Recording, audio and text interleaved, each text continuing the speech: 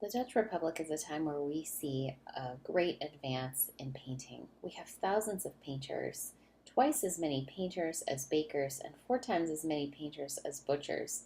And we also see a rise in women artists, and we recognize them by their style. You had to be a specialist so that you could make a name for yourself on this open market society. And we see three women artists who do make a name for themselves. Rachel Ruysch is known as a still life painter, specializing in flowers, botany, and insects. Ruysch was one of the most distinguished Dutch flower painters of the 17th century, and no wonder her father was a professor of botany and anatomy, as well as an amateur painter.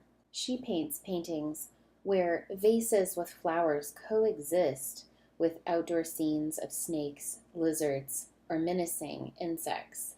She sometimes signed her work with a reflected self portrait. She began her career early at 15. She does marry a fellow painter and has 10 children with him. She had over 100 signed works. Vanitas paintings were very popular in the Dutch Republic. This is Clara Peters, who is a Flemish artist, and she's a pioneer of this type of still life vanitas painting. These painters love to show off their skill of how to make beautifully textured objects, and this was very popular. The middle class of the 17th century had an insatiable desire for this type of work.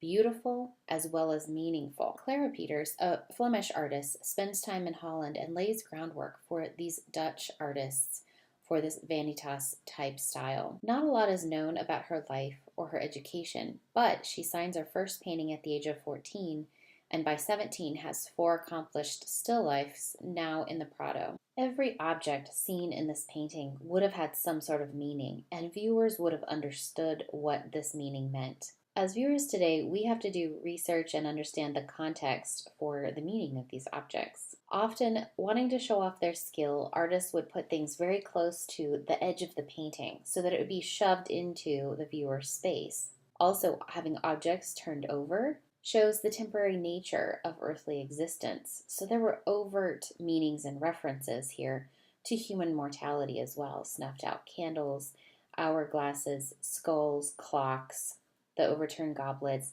as well as insects and fruit, flowers that were dying or worm-eaten, peeled fruit, all of these things to show that time is limited. So you see devices of time depicting that we have this limited amount of time. Clara Peters is really renowned for her depictions of food and flowers together, like this still life. This would be a typical 17th century meal with nuts, dried fruit, and pretzels. See how she depicts these amazing textures together, so contrasting the smoothness of the pretzel along with the shininess of the plate that it's sitting on, or the delicate textures of the flour. And then notice that there is a fallen flower and it is projecting off the edge of this table. So this is something that we see a lot of. In her later life, Clara Peters paints more humble things in her breakfast scenes. Here we have a self-portrait of Judith Leyster. She's called the leading star of Dutch painting, with her candid portraits being her specialty. We have the greatest amount of production in Dutch painters from the 1620s to the 1680s. It's difficult to paint facial expressions. Rembrandt painted himself shouting to challenge himself. She seems to almost be speaking, and it's very difficult also to paint your hand. It's possible that her husband painted it and she copied it, as she was married and does give up her art career so that she can raise her family. But we have about 30 paintings that are attributed to Judith Leyster.